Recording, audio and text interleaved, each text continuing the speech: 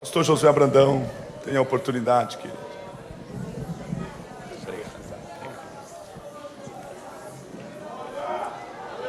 Aleluia.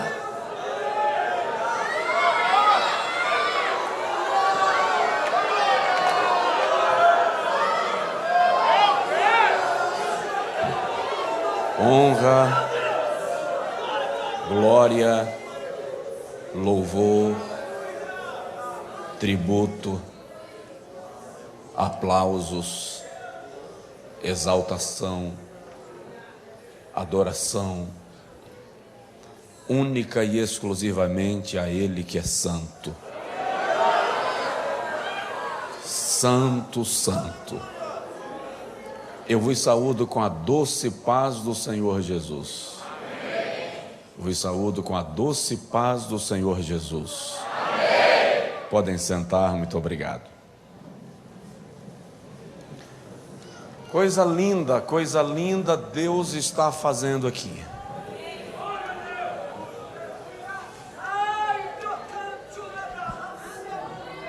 Eu quero saudar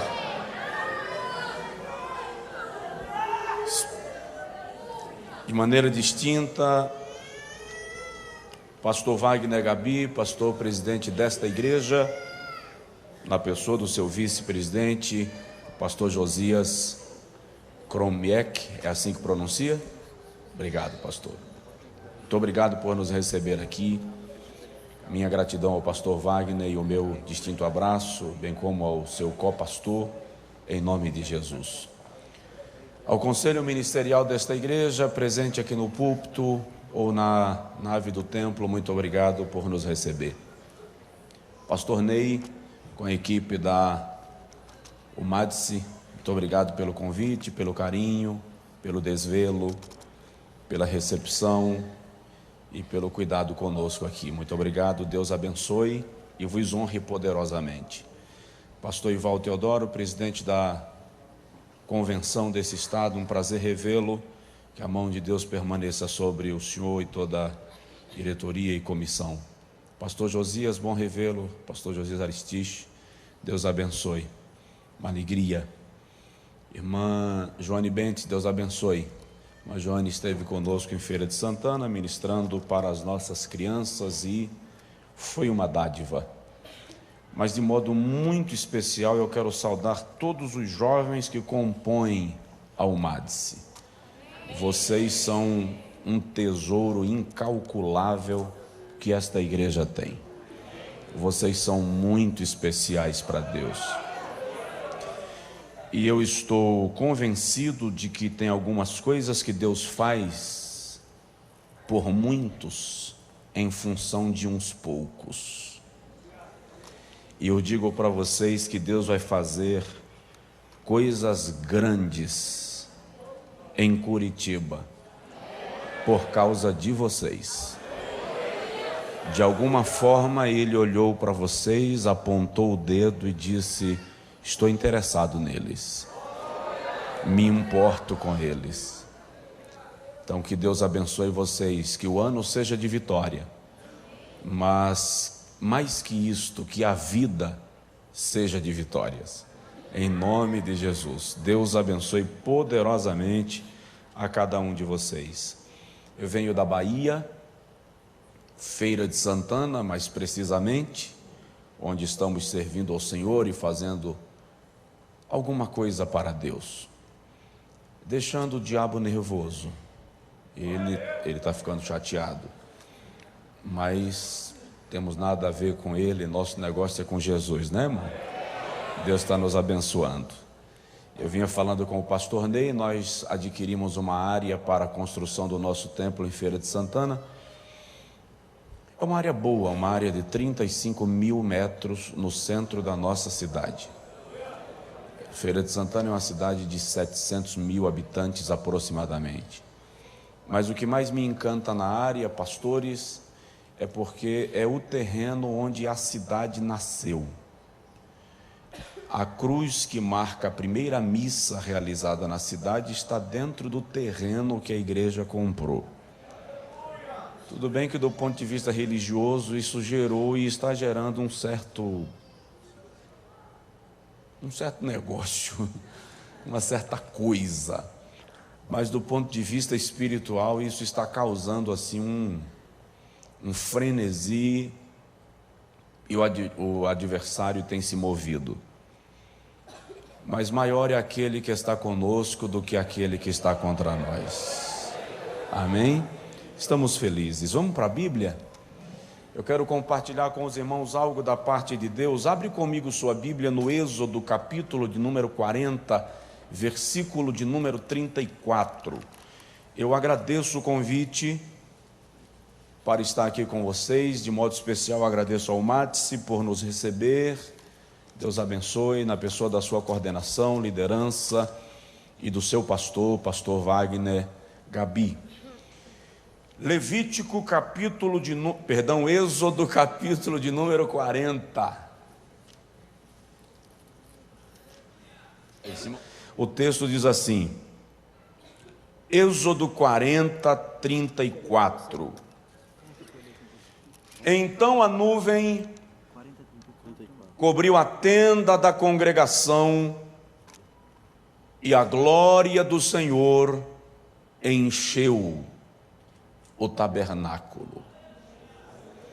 Então a nuvem cobriu a tenda da congregação e a glória do Senhor encheu o tabernáculo.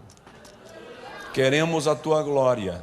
Quantos querem a glória de Deus, digam amém. Amém. Diga comigo, Senhor, eu quero a tua glória. Diga comigo, Senhor, eu não me conformo com nada que seja menos do que a tua glória. Amém.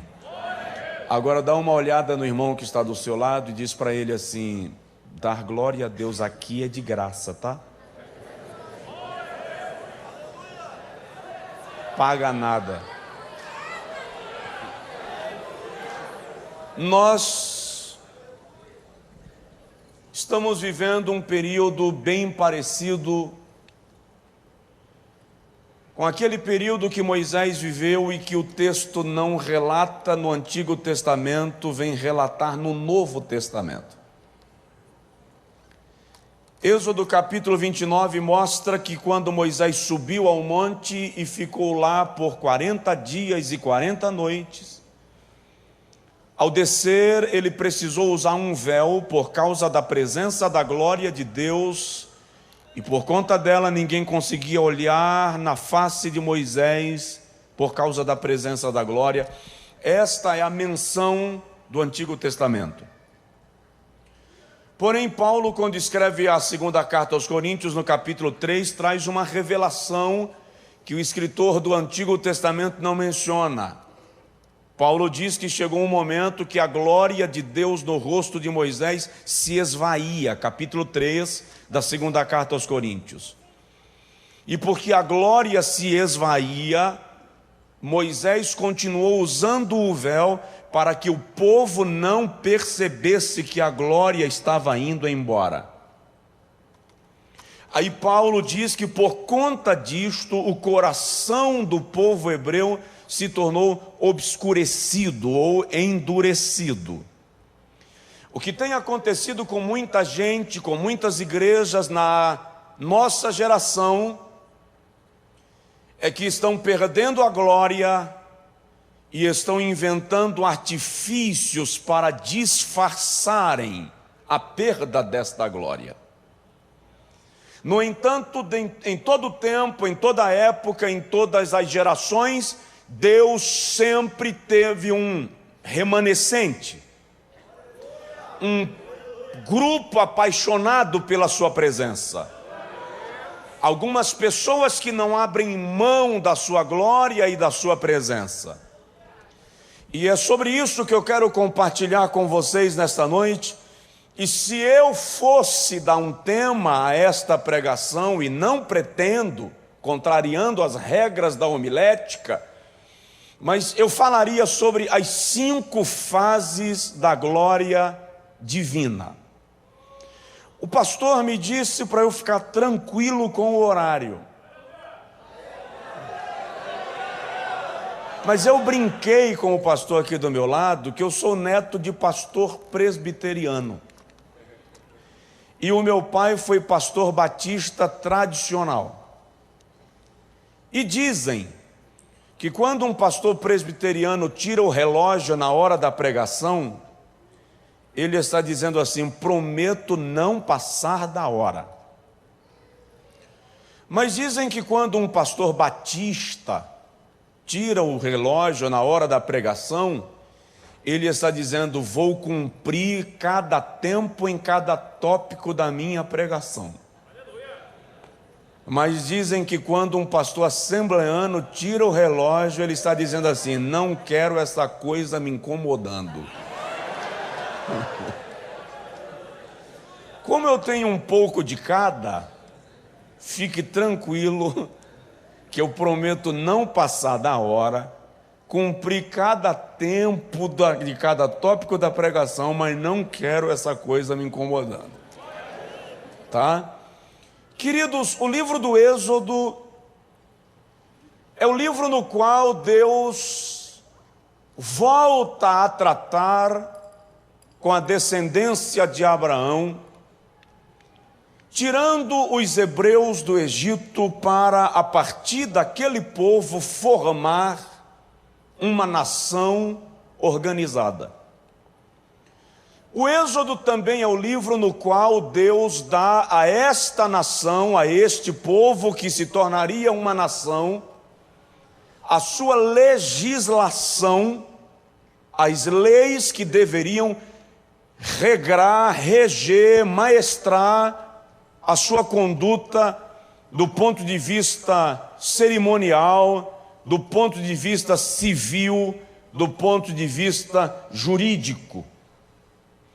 Também é no livro do Êxodo que o Senhor traz revelações extraordinárias do seu poder, da sua majestade e do seu milagre para os hebreus, revelando-se para todas as nações da terra, por onde aquele povo foi passando rumo à terra que o Senhor havia prometido a Abraão, seu pai. No capítulo 25 do Êxodo, de modo muito especial, nós encontramos quando Deus ordena a Moisés a construção do tabernáculo. O tabernáculo que seria composto por alguns elementos e que tipologicamente já prefigurava a igreja e a presença de Deus na igreja. O tabernáculo era uma figura da igreja, ou seja, a igreja é o tabernáculo de Deus nesta dispensação.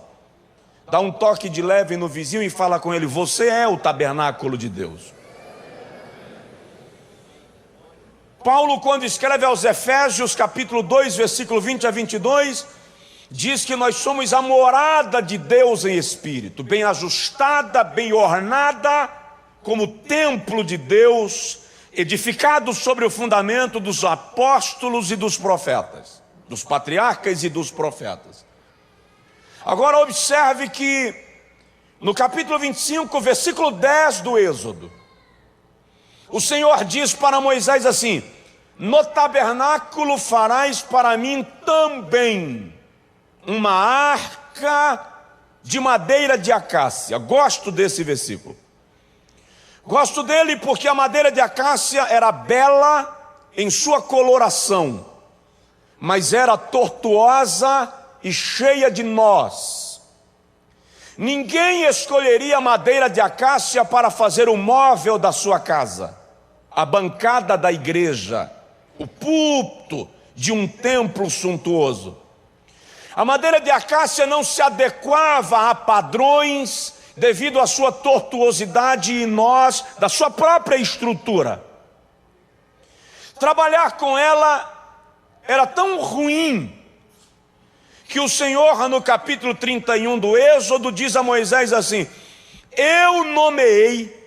eu escolhi e nomeei a Bezaleel e o capacitei enchendo-o do Espírito para lavrar em madeira. Ou seja, era tão ruim de ser trabalhada que só era possível se o artesão fosse cheio do Espírito Santo.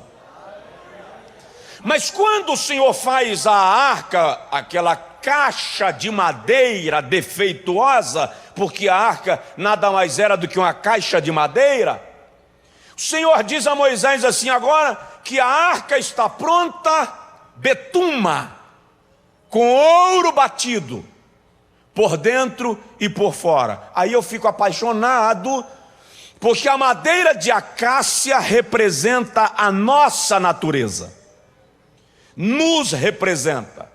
Você pode ser lindo demais, linda demais, olhou no espelho hoje e admirou a sua beleza, mas no final das contas, para trabalhar com você é um mistério. Você é cheio de defeitos, cheio de complicações, cheio de caprichos, cheio de vontades, e ninguém te escolheria para ser o tabernáculo de Deus, mas Jeová olhou para você exatamente assim e diz: pega para mim, porque eu vou fazer lá o meu santuário.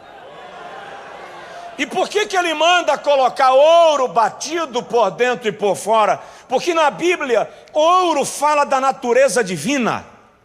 E quando o Senhor diz coloca ouro por dentro e por fora e cobre, reveste, Ele está dizendo o seguinte: depois que eu tomo posse de você, ninguém mais vê a tua natureza, os teus defeitos, as tuas qualidades, não é mais você. Agora a minha natureza te revestiu por dentro e por fora. Quem olhar para você só vai ver a minha presença, porque você é tabernáculo de Deus. Dá para dar um glória a Deus por isso? Então Deus habita em nós, e quem olha para nós precisa ver a Deus. Aí o capítulo 40 do Êxodo, versículo 34 que nós lemos, chega a hora da inauguração do tabernáculo. A arca era o maior símbolo do tabernáculo. Ela representava a própria presença de Deus, tanto que ela não ficava aos olhos de todos, ela ficava no lugar santo dos santos. Somente o sumo sacerdote tinha acesso a ela uma vez por ano. E aí, no dia da inauguração do santuário, do tabernáculo, a Bíblia diz que a nuvem cobriu a tenda e a glória do Senhor encheu o tabernáculo. A palavra glória no Antigo Testamento tem conotação variada. Primeiro, glória fala do poder de Deus na criação. Os céus proclamam a glória de Deus. Salmo 19. Abacuque capítulo 3, versículo 3, numa linguagem bem poética, Abacuque diz assim, canta assim: Deus veio de Temã, e do monte de Parã veio o santo. A sua glória cobriu os céus, e a sua presença encheu a terra. Raios de luz saem das suas mãos. Está falando de um Deus que revela a sua glória na criação. Lembro-me agora de um novo convertido, analfabeto, lá no Nordeste, que encontrou com um professor no supermercado, e o professor disse: então agora você vê Deus. E o novo convertido disse: vejo sim, senhor. E o ateu disse assim: interessante, eu já li diversos livros procurando ver Deus e não achei. O novo convertido, sem saber o que dizer, disse assim: faz assim, vai lá em casa amanhã, meio-dia, que eu vou te apresentar Deus. E o professor disse: estarei lá. E o irmãozinho chegou em casa e disse: Jesus, dá um jeito e aparece aqui amanhã, meio-dia, porque eu prometi lá para o professor que ia te mostrar para ele. Quando o professor chegou meio-dia no Nordeste, irmão, vocês fritam ovo na calçada. Novo convertido disse ao professor: vem cá no quintal da casa, na parte de trás da casa, e olhou para o professor e disse: agora olha para o sol, fita os olhos lá dentro. E o professor disse: você está doido? Ninguém consegue olhar para o sol meio-dia, está maluco? O novo convertido disse: amigo, você não consegue olhar para uma criatura e está querendo apertar a mão do Criador? Os céus proclamam a glória de Deus. Segundo, na Bíblia, glória fala de resplendor, brilho, fulgor. É aquilo que um hebreu chamaria de kabod, o brilho da presença de Deus. No Novo Testamento é doxa, e fala do poder da majestade, do impacto da sua chegada, um impacto tão extraordinário que o Senhor diz a Moisés: ninguém pode ver a minha glória, a minha face e ficar vivo. O que você encontra no Antigo Testamento é a visão da semelhança da glória. Ezequiel 1, porque a glória ninguém conseguia contemplar. A presença de Deus no Monte Sinai, no Êxodo capítulo de número 16, é tão extraordinária que o povo diz assim: Moisés, nós não queremos falar com Deus, temos medo de Deus.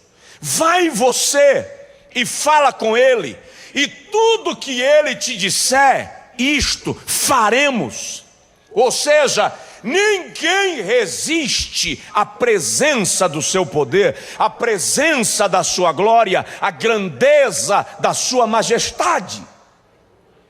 Mas glória também fala de habitação, morada, Shekinah ou Shekinah, que significa morada, Deus morando no meio do seu povo em glória. Isso é no Antigo Testamento, porque no Novo Testamento Deus não mora no meio do seu povo, Deus habita no seu povo.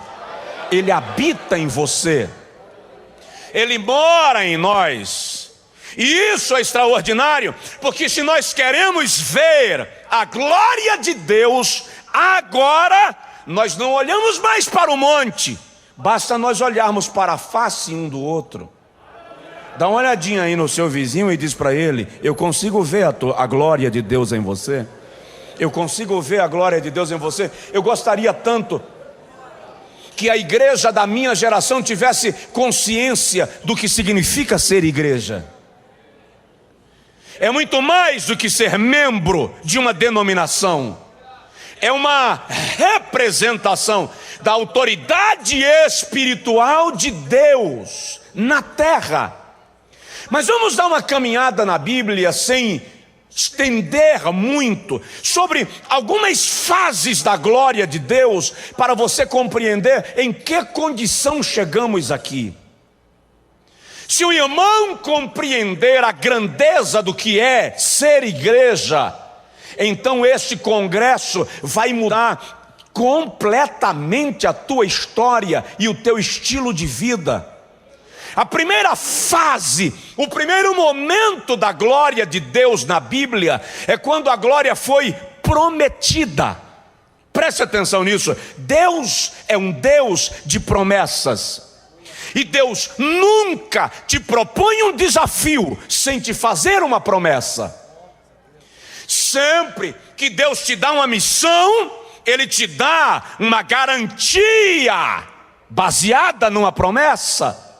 Israel saiu do Egito sob liderança de Moisés, Êxodo capítulo 14. Menos de 3 meses depois, Israel começou a sentir saudade do Egito. Lá nós tínhamos cebola, pepino. O cara, para sentir saudade de cebola e pepino, tem que estar com um paladar bem complicado. E Israel começa a reclamar. Aí no capítulo 16, versículo 7 do Êxodo, a Bíblia diz assim, o Senhor diz assim: amanhã, a esta hora, vereis a minha glória. Há uma promessa de Deus ao teu respeito. Você não está aqui sem promessa. Deus fez um propósito na sua vida. Eu gosto sempre de afirmar, e posso afirmar biblicamente, que Deus não brinca de roleta russa. Deus não brinca de jogo da sorte. Você não chegou aqui por acaso. Você não é um resultado de uma tentativa de acerto e erro de Deus. No dia que você nasceu, milhares de crianças nasceram. Centenas delas morreram. Ao longo da tua história de vida, morreram milhares de pessoas, parentes teus, conhecidos e desconhecidos. E você chegou até aqui porque foi sorte. Não. Há uma promessa ao seu respeito. Quando você foi gerado, Jeová apontou o dedo para você e estabeleceu algo para a sua vida. A minha mãe é uma baixinha de 1,52 m, branquinha, dos olhos verdes, uma gata, linda. Mas quando a minha mãe ficou grávida do menino que viria a ser Josué, a situação econômica não era legal. E ela me disse que para eu contar esse testemunho, eu tenho que avisar que ela não conhecia a Deus. Então a minha mãe resolveu que não teria a criança. Então tomou um enxás abortivos e a criança não morreu. Ela foi a um médico e o médico aplicou uma injeção abortiva e a criança não morreu. A média do tamanho de uma criança recém-nascida é de entre 48 e 52 centímetros. Eu nasci com 56 centímetros. 4,8 kg. Para uma mulher de 1,52 m, eu nasci quase do tamanho dela. Aí eu brinco com a minha mãe e digo para ela o seguinte: quanto mais a senhora engolia veneno, mais eu engordava. Mas qual é o segredo disso? O segredo é: antes que saísses da madre te santifiquei. Deus não escolheu você no 50º ano da Umadse. Deus lhe escolheu no ventre da sua mãe.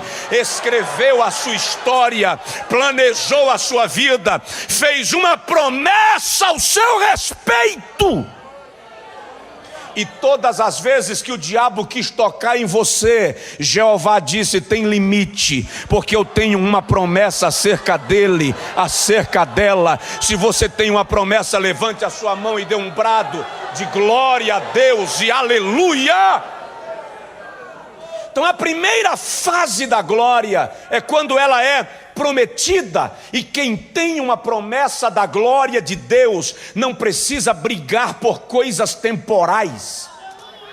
Você não encontra Abraão brigando com Ló para decidir ir para o lugar melhor. Por quê? Porque quem tem promessa não se preocupa com a localização geográfica, sabe que onde chegar vai ser abençoado. Você não encontra Isaac, já foi mencionado aqui, brigando pelo poço que enterraram. Enterraram o poço, ele vai embora para o deserto. Por quê? Porque quem tem promessa sabe que onde chegar vai florescer. Há uma promessa da glória de Deus na sua vida. Você vai florescer, não importa as armadilhas que vão fazer contra você, não importa as calúnias que vão levantar, os ataques que você vai sofrer. Jeová fez uma promessa e Deus não brinca de prometer, Ele promete para cumprir. Então dá uma provocada no seu vizinho e diz para ele: descansa na promessa. O interessante desse negócio de promessa é que algumas você já esqueceu e Jeová traz à tona. Eu chamei a minha mãe um outro dia e eu disse para ela: mãe, eu acho que Deus chegou aqui em casa e chamou o cara errado. E ela me perguntou por quê. Eu disse, é muito simples, eu tenho um irmão mais novo do que eu. O meu irmão é a comunicação em pessoa, ele é muito sociável, ele chega e avisa que chegou, faz amizade com muita facilidade, ele consegue vender água perto da fonte. Ou seja, tem a fonte ali, ele consegue pegar um copo e vender para o camarada. É incrível a facilidade que ele tem de se comunicar. E eu disse à minha mãe, no meu caso, eu consigo embarcar em Salvador e desembarcar no Japão, sem dar uma palavra com quem sentou do meu lado. Eu tenho dificuldade de falar, eu tenho dificuldade de iniciar uma conversa, eu tenho uma dificuldade violenta de falar em público, a língua seca, a perna treme, não suporto viajar, não gosto de sentar no banco da frente, não fico triste quando não me apresentam, fico tranquilo quando me esquecem lá embaixo. Não é humildade não, é timidez mesmo. Então minha mãe disse, meu filho, mas Deus sabe o que faz. Aí vim pregar em Santa Catarina, numa cidade chamada Itapema, num congresso da igreja do Evangelho Quadrangular. Quando eu desci do púlpito, a esposa do pastor veio me saudar. Quando eu estendi a mão, ela bateu na minha mão e me abraçou. E o Senhor tomou-a em profecia e disse assim, não digas que eu escolhi o homem errado, porque eu simplesmente não erro. Se Deus te fez uma promessa, Ele vai cumprir, porque Ele não esquece daquilo que prometeu. Diga glória a Deus. A segunda fase da glória divina, primeiro, ela é prometida, você vai entender. Em segundo lugar, a glória é revelada.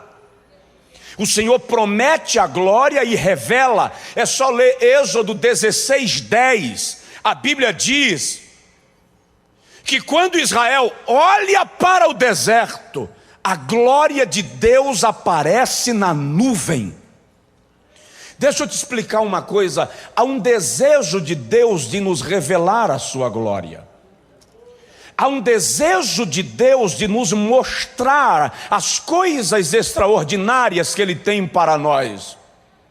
E é interessante que antes mesmo de revelar a glória para Israel, Ele a revelou para Moisés, no Monte Sinai. Quando Moisés vê uma sarça que arde em chamas e não se consome, e Moisés vai para lá, e quando chega perto da sarça, o Senhor diz, tira as sandálias dos teus pés, porque o lugar que você está é terra santa. E quando Moisés descalça os pés, o Senhor diz assim, eu sou o que sou. Eu gosto desta revelação de Deus, que quando o Senhor diz a Moisés assim, vá a Faraó e diga a Faraó que eu mandei liberar meu povo, Moisés diz assim, quem sou eu para ir a Faraó? Aí Jeová diz assim, quem disse que é você? Pode ler a Bíblia. O Senhor não diz, vá que eu estou contigo. Ele diz, vai e eu sou contigo. Em outras palavras, Deus estava dizendo, não é você quem vai fazer sou eu. Você é só o meu canal, você é o meu microfone, você é o meu porta-voz, mas quem vai fazer a obra sou eu. Aí Moisés diz assim, tá. E quando eu chegar lá e eles me perguntarem pelo teu nome, o que eu respondo? O Senhor diz assim, diga para eles apenas Yahweh, Yahshua, Yahweh. Eu sou o que sou. O que é isso? Quando Deus disse a Moisés, eu sou o que sou, Ele estava dizendo, eu sou o Deus de cada situação. Em outras palavras, Deus estava dizendo assim, eu sou o que você precisar que eu seja. Eu vou traduzir. Deus estava dizendo a Moisés: se você tiver fome, eu sou o pão. Se você tiver sede, eu sou a água. Se você estiver doente, eu sou quem te sara. Se você estiver caído, eu sou quem te levanta. Se você estiver fraco, eu te fortaleço. Se estiverem te perseguindo, eu sou o teu refúgio. Na batalha, eu sou a tua vitória. Deus estava dando a Moisés uma revelação da sua glória. E ao longo da trajetória de Israel, a glória foi sendo revelada. Presta atenção nisso. Na tua trajetória não vai faltar tribulação, mas a glória vai estar sempre lá. Em nenhum momento Jeová garantiu que você vai ter uma vida de tranquilidade e que ninguém vai falar de você, ninguém vai te atacar. O diabo vai fazer continência quando você chega.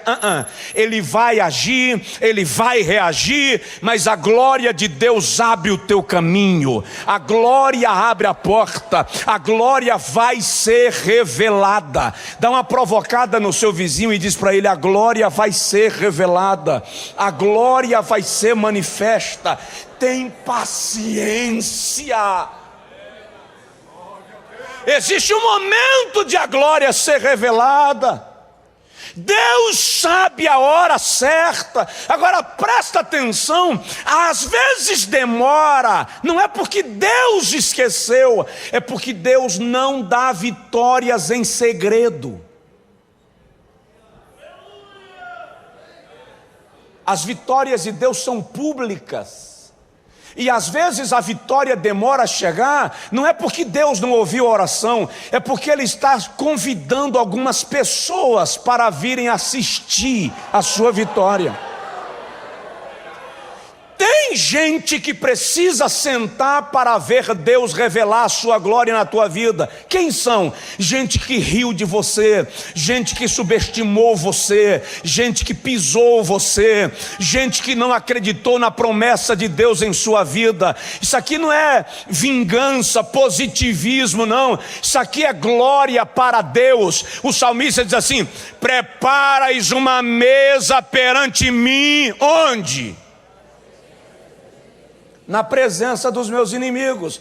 Deus vai revelar a glória, mas Ele está convidando algumas pessoas para verem a glória que Ele vai revelar através da tua vida. Alguém vai ter que assistir esse negócio, mas a glória vai ser revelada. E para Israel, a glória foi revelada no deserto, na nuvem, no templo, no tabernáculo, no rosto de Moisés.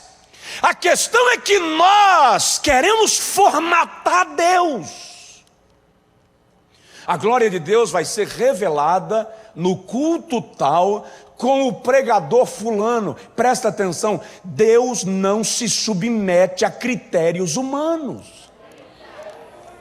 Ele revela a sua glória de onde você menos espera. Onde você menos pretende, Ele vai te surpreender. Queremos que Deus trabalhe dentro de uma formatação nossa.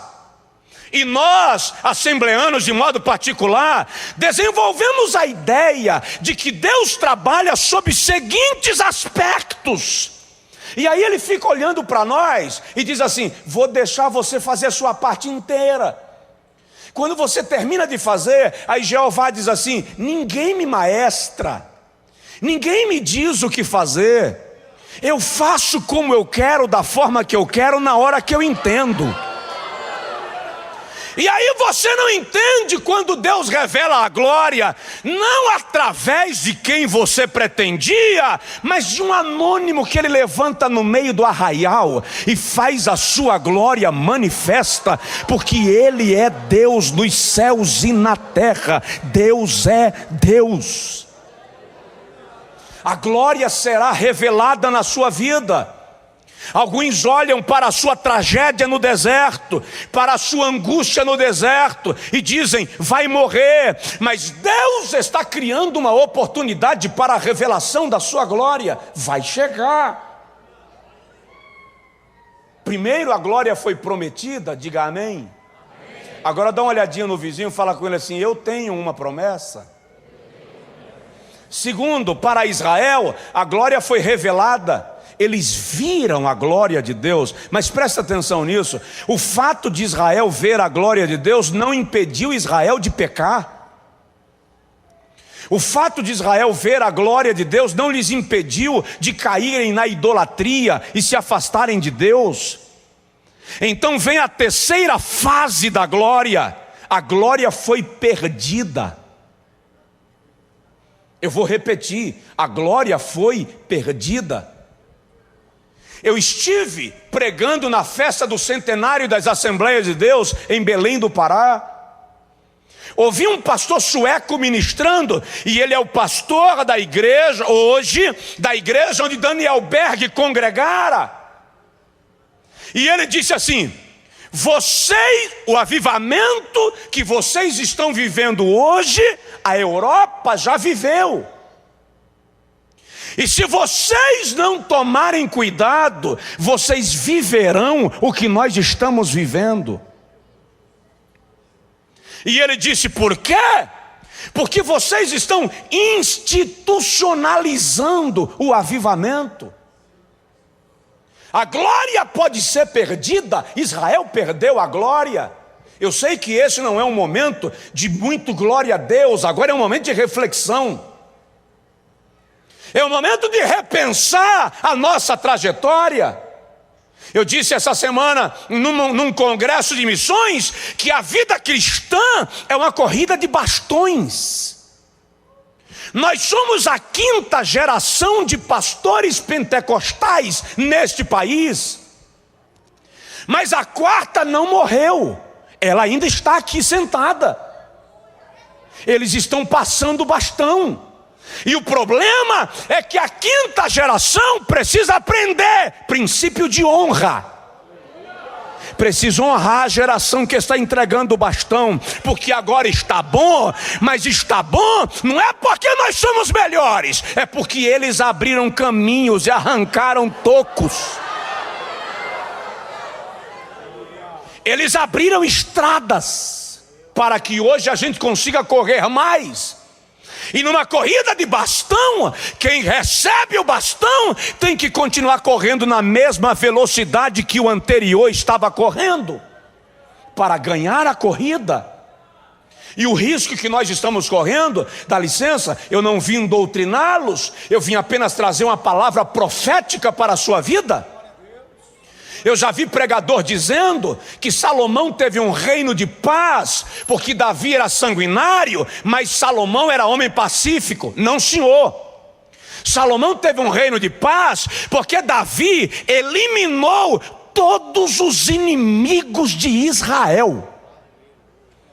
Então, quando Salomão subiu ao trono, não havia inimigo a ser vencido, só precisava organizar a nação. Essa 5ª geração precisa entender que os maiores desafios foram vencidos pelas gerações anteriores. Mas nós temos que ter cuidado para não fazermos como Salomão, na vaidade da nossa grandeza, esquecer do que foi feito antes e deixar o coração se afastar de Deus e pecarmos contra Ele. Porque Deus não vai tolerar que brinquemos com a sua glória. Tei castui rei, anai vossui andagá. Deus é muito sério. Deus é muito sério. A vida cristã não é a vida da empolgação, é a vida do compromisso, da aliança. Quando Israel foi à guerra sob os dias de Eli, havia pecado no altar. O que aconteceu? A arca foi levada para a guerra, mas não voltou. Os filisteus tomaram a arca. E a mensagem final foi Icabod, ou Icabod, sem glória. A glória foi embora.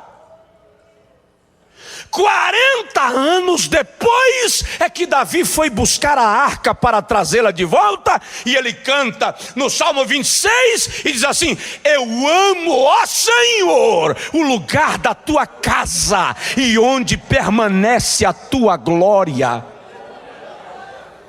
Porque sem glória o culto não tem graça. Porque sem glória tem boa pregação e bons pregadores, mas não tem graça. Porque sem glória tem música bonita, mas não tem adoração.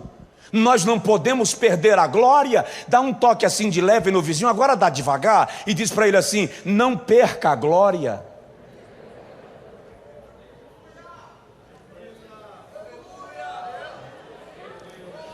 Ezequiel capítulo 10, a glória foi perdida, foi prometida, foi revelada e foi perdida. Eu sempre recebo Ezequiel 10:4 como tema de grandes congressos, e a glória do Senhor encheu a casa. Mas só que ali, se você for ler o texto, a glória não encheu a casa porque estava chegando, a glória encheu a casa porque estava saindo. A glória saiu do lugar santo dos santos e veio para o lugar santo.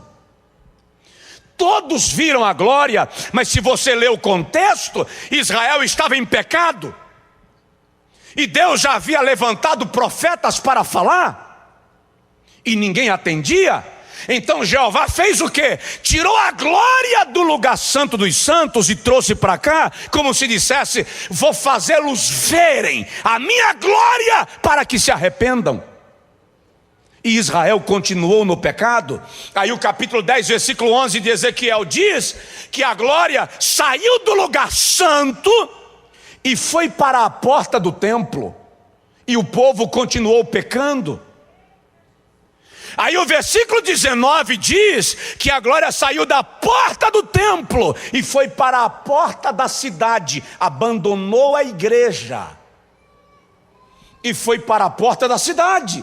Era Deus dizendo: se vocês não mudarem, eu vou retirar a minha glória.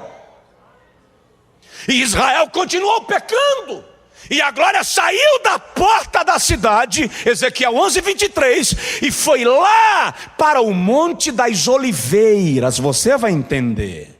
Foi para onde? Diz aí para o teu vizinho: Monte das Oliveiras.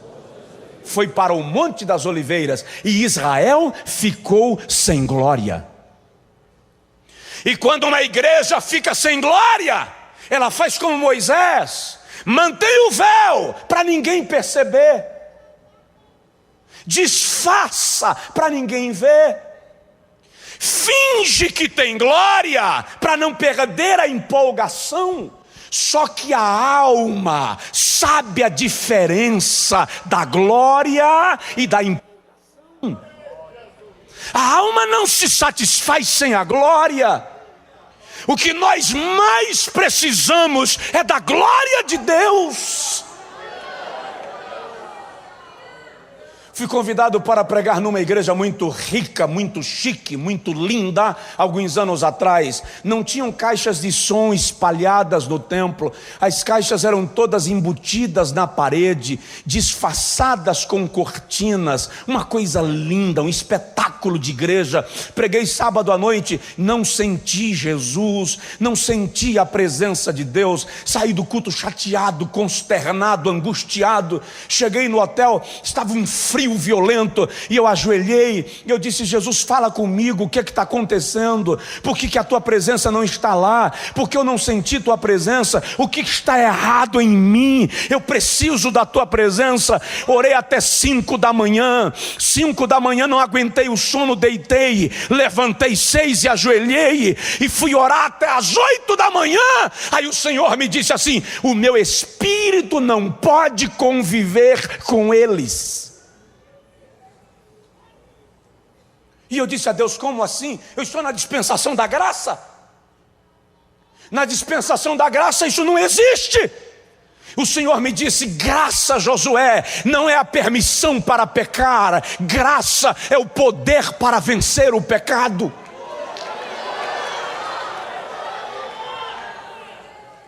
E eu disse a Deus: o que está acontecendo? Ele disse: não prega o que você planejou, deixa eu falar na tua boca o que eu quiser. E eu disse a Deus: o Senhor sabe que pode me usar, Quando eu cheguei na igreja, o pastor me levou no gabinete para um momento de oração. E eu disse para ele: pastor, deixa eu te falar um negócio. Deus falou algo comigo constrangedor hoje pela manhã. E ele me disse: fala. Se Jesus me disse que ele não vem mais em culto aqui na tua igreja, veio hoje pela manhã para me fazer companhia e vai embora comigo, tu tá só. Ele disse assim: Josué, eu sei que Deus foi embora. Eu sei que Deus não se revela mais aqui. Só que eu estou com mãos e pés atados, não tenho poder de fazer mais nada. Eu perguntei para ele: e se Deus quiser fazer, o senhor deixa? Ele disse: ele é dono da igreja, então vamos para frente. E eu comecei a ministrar, e acredite se você quiser, eu não tenho problema de memória, graças a Deus. Eu consigo lembrar bem das coisas, graças a Deus. Mas daquela manhã, eu não lembro o versículo que eu li, eu não lembro uma palavra que eu falei, eu não lembro nada que eu disse. Eu só lembro que com 20 minutos de pregação, uma multidão levantou na galeria e começou a descer. Eu pensei que eles estavam chateados e estavam indo embora. E eles vieram pelo corredor central e ajoelharam na frente do púlpito. Pastores começaram a descer do púlpito e ajoelhar também. Jovens tiravam preservativos das carteiras e jogavam em cima do púlpito. Irmãos tiravam carteira de cigarro do bolso e jogavam em cima do púlpito. A glória de Deus se revelou naquele lugar de maneira extraordinária. Nós vamos ter que escolher o que nós queremos aqui dentro, o pecado ou a glória. Porque a glória não vai ficar se nós não abrirmos mão daquilo que Deus não quer.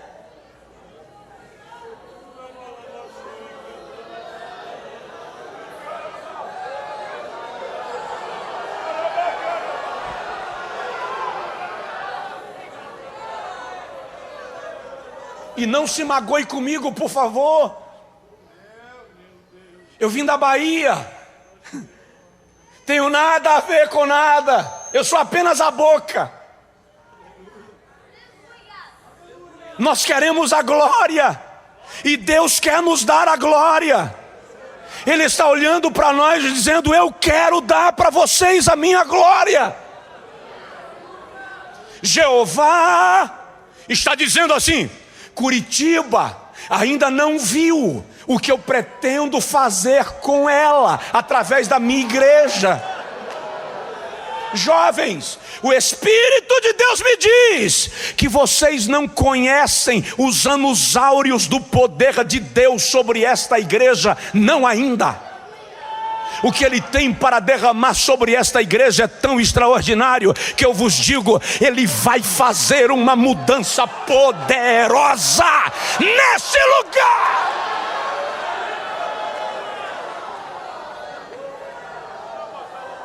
Anagastui eramai devassurie mandorabadagast. Mas presta atenção nisso. Deus nunca vai te dar nada sem te pedir algo. Sempre que você quiser algo de Deus, você vai ter que dar algo para Deus. E se você quiser tudo de Deus, dê tudo para Deus. Você quer glória? Então não meça esforços para atender a direção divina. Deixa o resto em pena, obedece. E a glória vem. Eu estou sentindo o Espírito Santo de maneira muito clara aqui esta noite.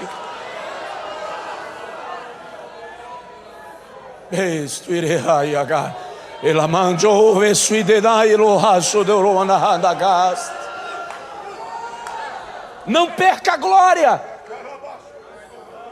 Não perca tempo com coisa boba. Não brigue por poço no deserto. Você tem promessa. Não dispute espaço. Não brigue por cargo. Não clame por reconhecimento. Você tem promessa.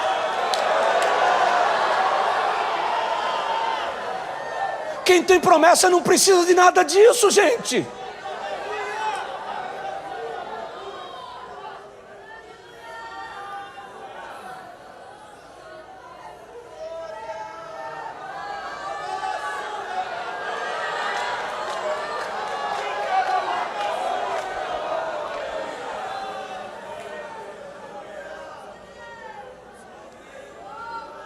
Perca tudo, mas não perca a glória.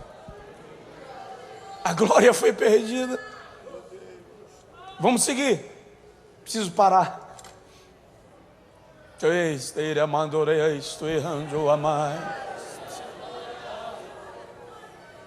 Do que adianta aquele namorado lindo sem a glória? Aquela menina desenhada a lápis sem a glória? Para quê?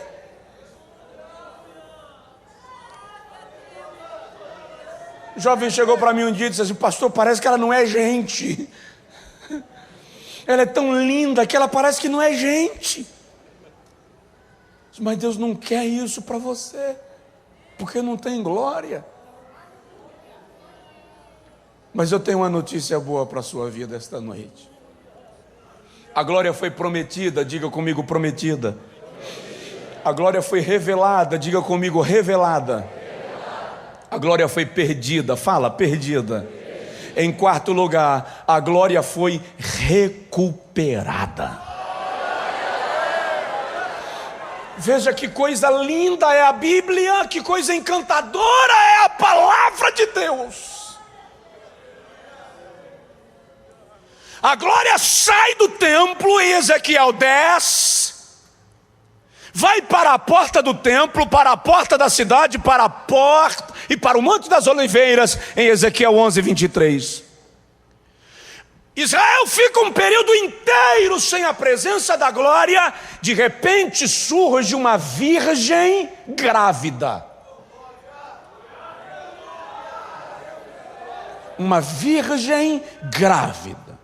Isso é um choque para todo mundo. E José só encarou aquele negócio porque Jeová apareceu para ele através de um anjo numa madrugada e disse: segura aí, porque esse negócio é meu. Eu estou envolvido nisso. E se Deus estiver envolvido, querido, pode marchar.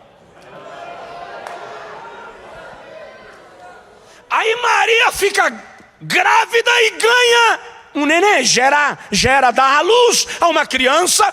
E João, o apóstolo, não achou palavras para escrever aquele negócio, e ele escreve assim: e vimos a sua glória, como a glória do unigênito do Pai.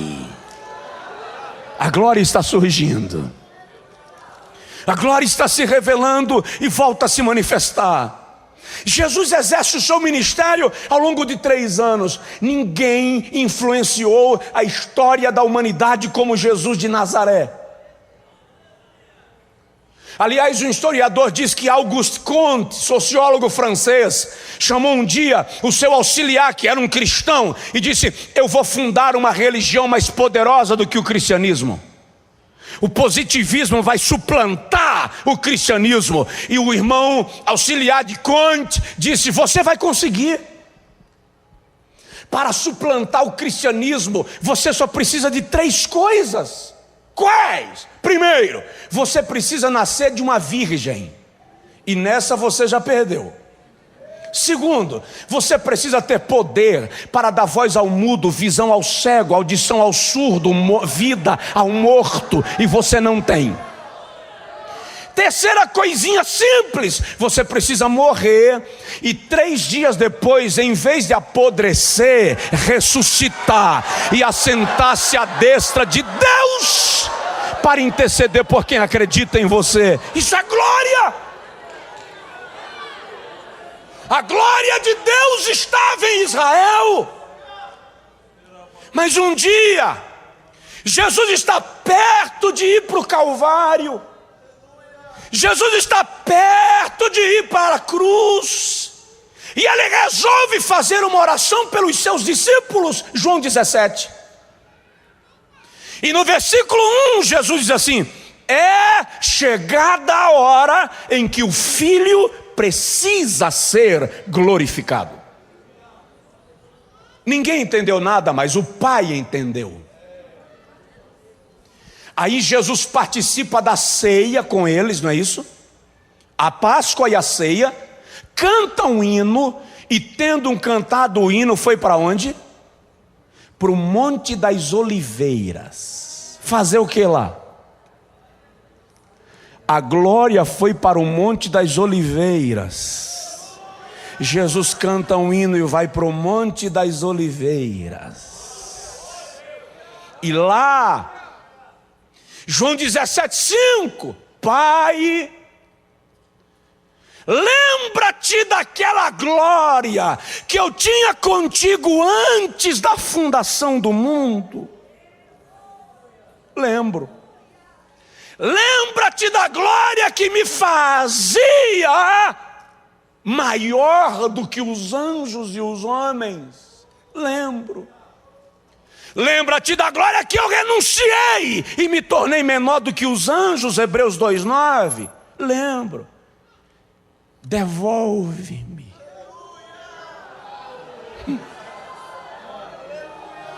Devolve-me aquela glória que eu tinha contigo antes da fundação do mundo. Me dá de volta. E aí, Jesus já havia afirmado antes o seguinte: eu sei que sempre tu me ouves. Então ele pede sabendo que seria ouvido. Há uma relação entre Jesus e a glória. A morte, que seria a sua derrota, foi o lugar da sua glorificação. Ele está na cruz do Calvário dizendo: está consumado, e a sua glória está sendo manifestada. O inferno achou que matando o Messias ia parar tudo. Aí quando o Messias morre, Salmo 18, e diz está consumado, acontece algo poderoso no universo. Porque Salmo 18 diz que quando Jesus morreu, Deus o Pai não conseguiu permanecer parado no trono. A Bíblia diz que o Pai se levantou. Eu vou usar a linguagem humana, até porque eu não posso usar uma divina. Quando o Pai se levanta, o que a Bíblia diz em linguagem bem humana, Salmo 18, é poético. Diz que o Jeová encheu os pulmões. E quando ele soltou, das suas narinas saíram fogo. Das suas entranhas saíram brasas. E aí a Bíblia diz que Jeová chamou um querubim, e está escrito assim: e montou num querubim e voou. Os céus não puderam conter o Criador.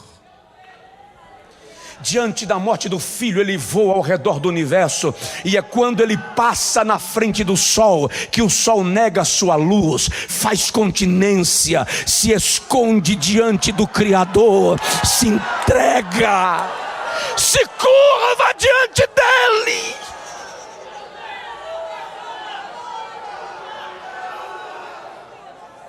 Nós estamos falando do Todo-Poderoso, irmãos. E quando ele fecha o círculo, a terra não aguenta e entra em colapso, e a terra treme. E o véu do templo se rasga. Como? De alto a baixo. Por que se rasgou de alto a baixo? Porque foi o próprio Deus quem rasgou o véu e abriu o caminho da reaproximação. Ou seja, a glória foi recuperada. E quando Jesus ressuscita, ele ressuscita em glória. Olha o que João vê, já vou parar. Olha o que João vê de Jesus em Apocalipse 1. Ele diz: eu estava na ilha de Pátimos e ouvi uma voz como de trombeta que falava por detrás de mim, e virei para ver quem era, e vi um semelhante ao Filho do Homem, e os seus cabelos eram brancos como a branca lã, e os seus olhos como chama de fogo, e o seu rosto resplandecia como o sol na sua força, e a sua língua era como espada afiada de 2 gumes, e estava vestido de uma veste talá resplandecente, e tinha um cinto de ouro puro à altura do peito, e os seus pés eram como latão reluzente saído da fornalha. Aí João diz assim: quando eu o vi, caí aos seus pés como morto, mas ele me tocou com a mão direita e disse: não temas, João, eu sou aquele que fui morto, mas estou vivo pelos séculos dos séculos, e tenho nas mãos as chaves da morte e do inferno. Jesus tomou a glória. Acho que você deveria dar um brado de glória a Deus.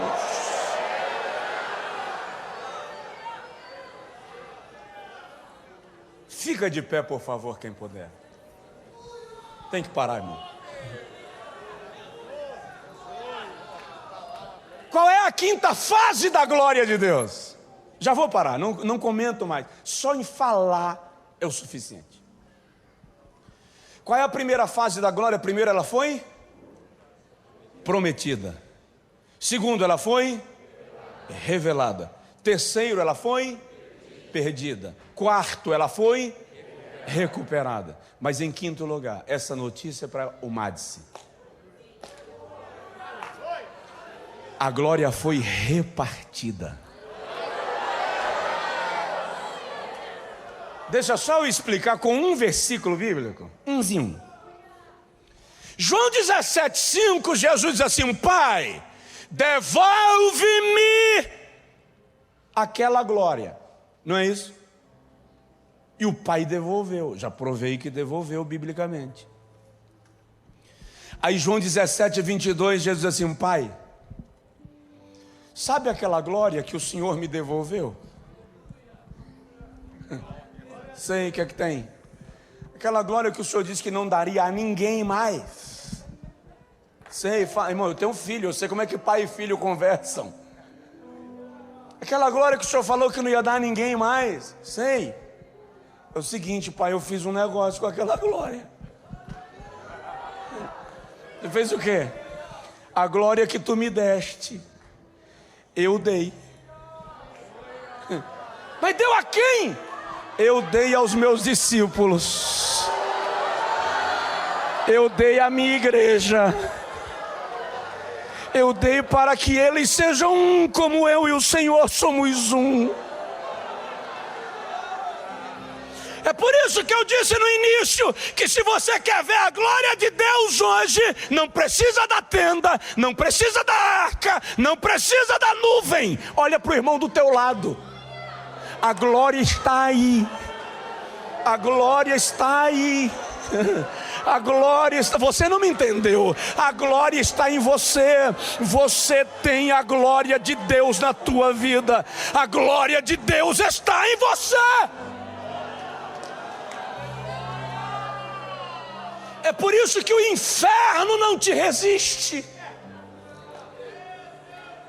Por que o Madison completa 50 anos? Porque os líderes são capazes de conduzi-la? Não. Porque a glória de Deus vem trazendo-a em 50 anos. Quantos coordenadores ela já teve? Alguns já descansam no Senhor. Alguns mudaram de linguagem até. Mas a Madison permanece. Por quê? Mérito de homem. Glória. A glória de Deus está nesse negócio. E onde a glória de Deus está, ninguém para. Coral pode cantar? Coral vai cantar. E eu quero citar só 3 versículos, sem comentar. Salmo 24. O Salmo 24 é um salmo profético. É poético e é profético. Ele está dividido em 2 épocas, em 2 etapas, em 2 tempos. O versículo 7 e 8 já se cumpriu. E os versículos 9 e 10 ainda vão se cumprir. Os versículos 7 e 8 se cumpriram quando Jesus ressuscitou. Que ele estava sendo assunto aos céus. O salmista canta assim: levantai, ó portas, as vossas cabeças. Levantai-vos, ó entradas eternas, para que entre o Rei da Glória. Isso aqui é Jesus sendo assunto aos céus e sendo recebido de volta no trono, ao lado do Pai. E os anjos perguntam: quem é este Rei da Glória? A profecia responde: o Senhor, poderoso na batalha. Ele é o Rei da glória. Mas o versículo 9 e 10 não se cumpriram ainda, vão se cumprir. E quando os versículos 9 e 10 se cumprirem, nós estaremos lá. Diz aí para o teu vizinho: eu estarei lá. Eu estarei lá. Quando a igreja for arrebatada e nós passarmos pelo tribunal de Cristo e recebermos o galardão, e nós pisarmos os portais eternos, os anjos vão cantar e vão dizer: levantai, ó portas, as vossas cabeças, levantai-vos, ó entradas eternas, para que entre o Rei da glória. Aí o coral vai perguntar: quem é este Rei da glória? As vozes do coral vão responder: o Senhor dos exércitos. O Senhor dos exércitos, Ele é o Rei da glória. Dá uma olhada no irmão que está do seu lado e diz para ele: quero te ver na glória. Pode cantar, vai lá, vai lá, vai lá, vai, solta.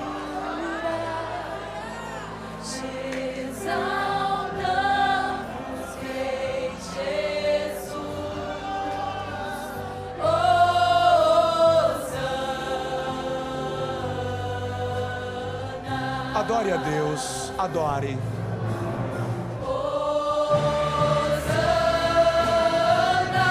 Adora, adora.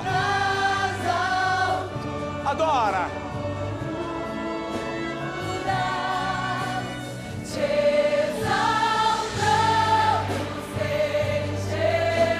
Invoque o seu reino.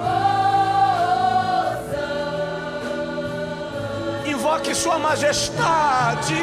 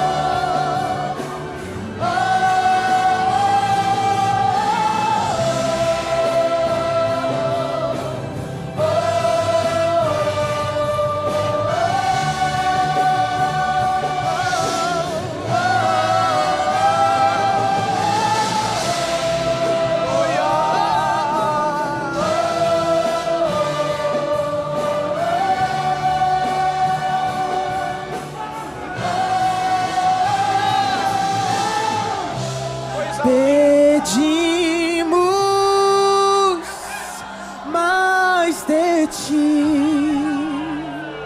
pedimos mais de ti, pedimos mais de ti, mais de ti.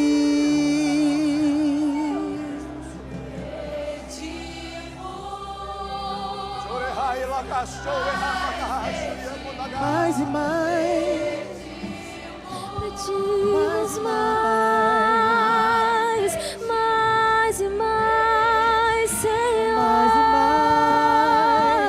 mais de ti, mais de ti, mais de ti. pedimos Deus, mais de ti, Senhor, mais de ti, Senhor, mais de ti, Senhor,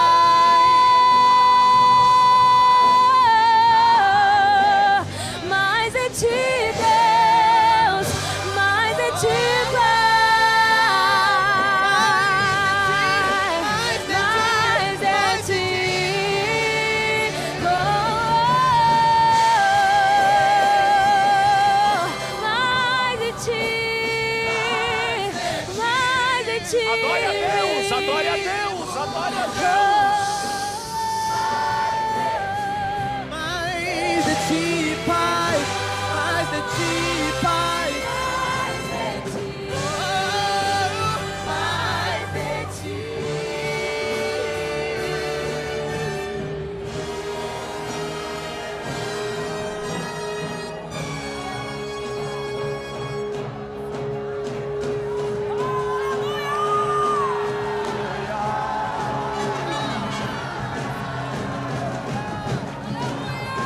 Imagina isso no céu, como vai ser?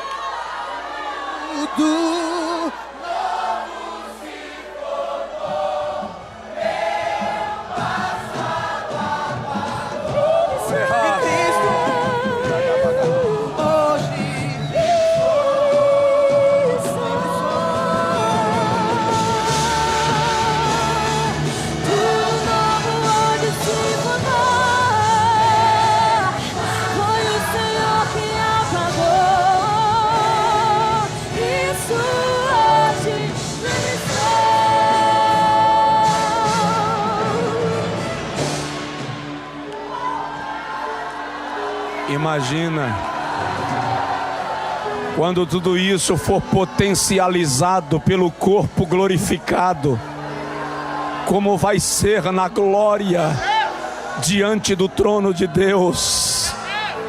Imagina que hoje é por fé e naquele dia nós o veremos como Ele é.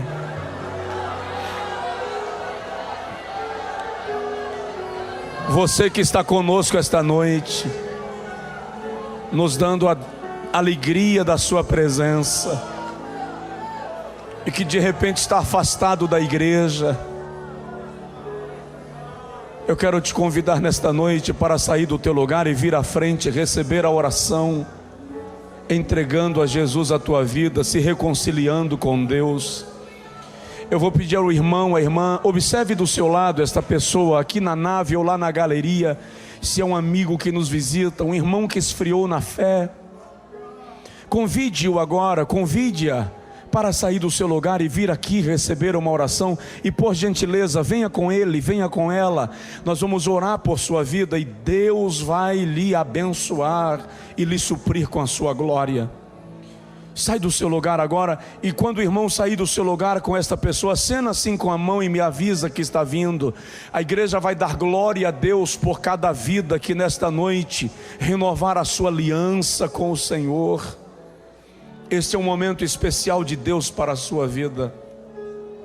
Você que nos visita, meu amigo, minha amiga, e que quer fazer uma entrega da sua alma ao Senhor Jesus agora, eu te convido em nome de Jesus, dá um passo à frente, dá um sinal onde estiveres, e nós vamos orar por tua vida esta noite. Deus te abençoe. Lá na galeria, Deus te abençoe. Alguém se aproxima desse Senhor, por gentileza, e vê se é possível conduzi-lo até aqui, junto ao altar.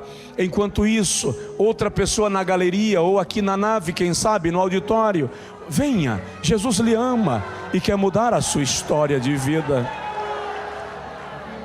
Venha à frente, Esta noite é especial e Deus a separou em função da tua vida. Há mais alguém que deseja, enquanto o Senhor que está lá na galeria chega aqui à frente, nós te convidamos para a bênção, nós te convidamos para a graça, nós te convidamos para a salvação. Dá um sinal onde você estiver, ou o senhor, a senhora, e vem andando. Nós vamos interceder por tua vida. Tudo novo se tornou, meu passado apagou, em Cristo hoje livre sou. Esta é a proposta de Deus para a tua vida nesta noite. Ele vai apagar o teu passado, vai renovar a tua história e te fazer livre. Isso, livre. Venha Jesus. Ali vem o Senhor. Irmão, dá uma olhadinha do seu lado, atrás de você. Pode ser que esta pessoa esteja precisando de um auxílio. Você é uma mão profética. Ao tocar nesta pessoa, laços poderão ser quebrados, opressões podem ser desfeitas. E se ele ou ela desejar, venha com ele, venha com ela, e nós vamos orar por sua vida. O Senhor está chegando, nós já vamos orar por ele em nome de Jesus.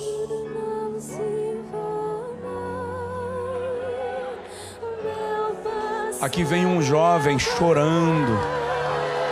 Esse é o Espírito da graça. Deus abençoe, Deus abençoe. Aleluia, aleluia.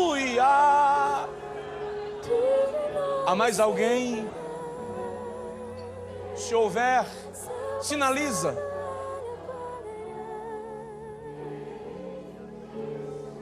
Estendam as mãos para cá, por favor. Pai, nós te agradecemos por estas vidas atraídas a ti pelo Espírito Santo.